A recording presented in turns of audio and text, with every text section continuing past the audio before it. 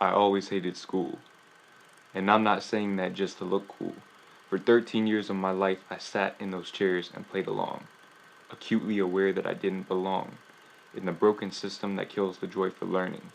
Intelligence versus wisdom, a young mind yearning to create without the restrictions, a constant state of contradiction, standardized testing to prove that you're smart, no time for resting, forget about art, pointless rules and obligations, lack of tools for compensation, producing productive members of society.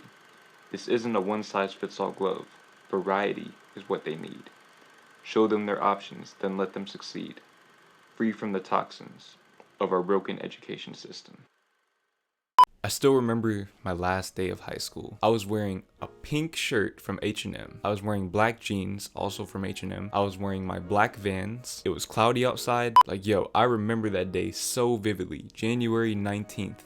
2018, literally the best day of my life. Anyone who knows me personally knows that I have a very negative opinion on school, and if you didn't know that, then that poem should have made it pretty clear. That poem was actually inspired by a journal entry that I wrote 4 days after I finished high school, and I wrote it and completely forgot about it until about a month ago when I was just looking through some of my old Google Docs and I rediscovered it. So I'm gonna share little bits and pieces from this journal entry. I believe that our school system is fundamentally flawed. Its very design causes students stress, anxiety, depression, and it kills the passion for learning. I think that school should be less about memorizing random tidbits of information to pass a quiz or test, and more about helping students develop an intellectual mindset and a passion for learning. I think that if schools spent more time encouraging students to conduct their own research on topics that strike their interest and curiosities, we would be an exponentially more productive society. Children might actually enjoy reading instead of associating it with boring lectures. Reading is one of the most effective ways to broaden one's horizons. So I know that's a lot. The genesis of what I'm trying to say there is that school isn't really about learning, it's about passing. I'm gonna use myself as an example here. I went through high school and never got below a 90 in any class. Straight A's, 4.0, top 100 in my class. And I came out of high school not really knowing anything. I finished high school and it was like, what now? What do I do? I didn't really know anything about life. The reason why is because school is giving you all of this random, irrelevant information, and I think most people who are out of school now can relate when I say that a lot of the stuff they teach you in school is completely useless. You don't use that stuff in your everyday life. In fact, I would say the only class that really carried over into my everyday life is English. But even then, with English, they give you such constraints. They try to prepare you for these standardized tests, the SAT. In Texas, we have the STAR test. Basically, they prepare you to write solely for those tests. And I went through school thinking that I wasn't a good writer, which, obviously now I believe I'm a pretty good writer. I'm not a published author or anything, but, I believe I'm a good writer. And so it's school really deceives you into thinking that you're not talented at something because it's holding everyone to the same standard. I think that schools should have more flexibility, and maybe it's like that in other countries. I'm only talking about America and particularly the schools that I went to. But yeah, I finished with a 4.0 and didn't know shit. I think the reason why is because I just mastered the art of short-term memorization. I was so good at cramming for tests and all that type of stuff. I never cheated in high school. I just, I would take notes and I would cram right before tests, and I would always do good. But then the next day I wouldn't remember any of the stuff I was tested over. So I think that goes to show that a lot of the information that schools are giving us is irrelevant. In fact, I would say that from the day I graduated high school to now, which it's been 2.5 years, I've learned just as much, if not more, practical information than I did through 13 years of school, which is crazy. I feel like school, especially nowadays, isn't really designed to teach you about the real world. It's really designed to prepare you for college. That brings me to the next part of my journal entry. One of the biggest problems is that our schools are designed to send students to college, which in turn is designed to prepare students for the real world.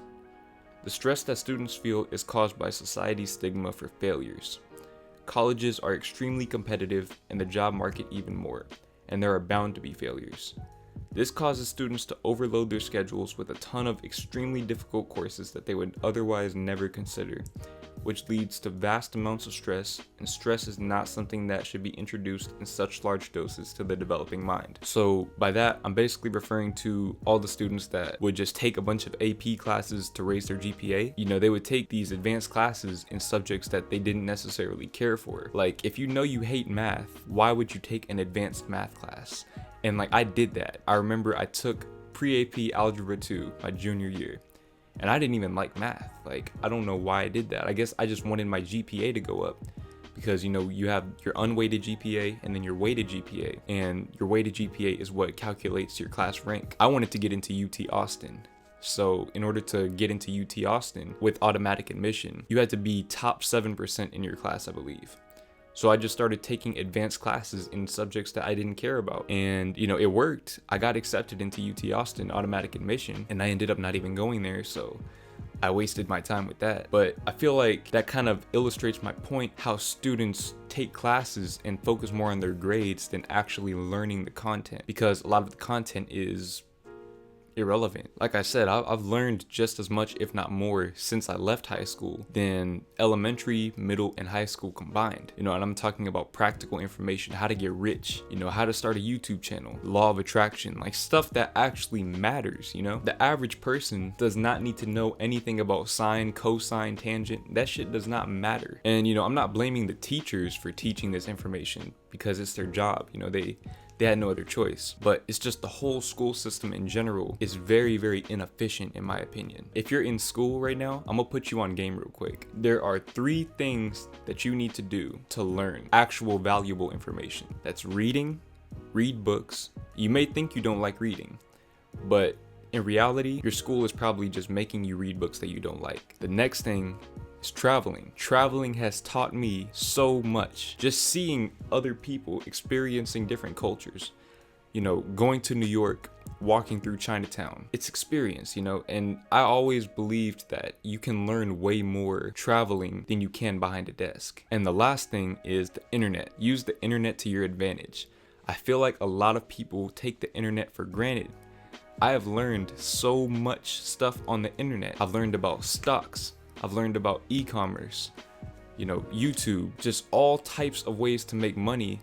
And not even just money, you know, money isn't everything, but, you know, ways to be happy, ways to change my life, the law of attraction, you know, meditation. Like, I've learned so much stuff with the internet, which is a mostly free resource. You know, you get a computer, get your Wi-Fi, and you're good. Go to the library. You know, you can just go to the library and use their computers. Like, there's so much to be learned. You can make $1 million with your phone, or you can waste all of your time on Instagram, Twitter, Snapchat, and miss out on the opportunity to change your life. Basically, what I'm trying to say is that self-education is very, very important. With the school system like the one that we have, you have to take it upon yourself to learn these life lessons through experience, through other people's experiences. You know, there's only so much they can teach you behind a desk. And also, just because you think you're not good at something doesn't mean you're not good at something. You know, school has this way of making you feel incompetent, when in reality the standards just aren't in your favor. Like I said, with writing, I thought I was a bad writer because on the AP English test, I think I got like a 2 out of 5 on the essay part. But I mean, we had to write 3 essays in 2 hours, and you know, I'm the type of person that takes a while to write, and you know, my writing has to come from my own feelings. I can't just write to any prompt like that. But yeah, I wanted to get all that off my chest.